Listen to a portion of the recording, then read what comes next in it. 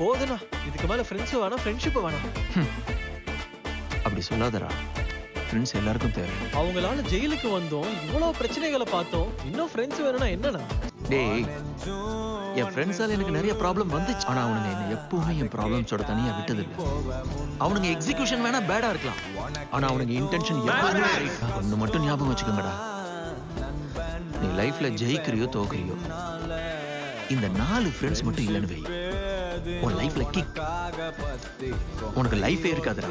எங்க போலாம்? கோவா. எதுக்குடா? உன் ஹனிமூனுக்குடா. ஹனிமூனுக்கு பொண்டாட்டி கூட போவாங்க. பெட்ரோலா டீசலா சார்? எது சீப்பா இருக்கோ அதே போடுங்க. யாரா நீ பைத்தியக்காரா? எவ்வளவு கொடுத்த?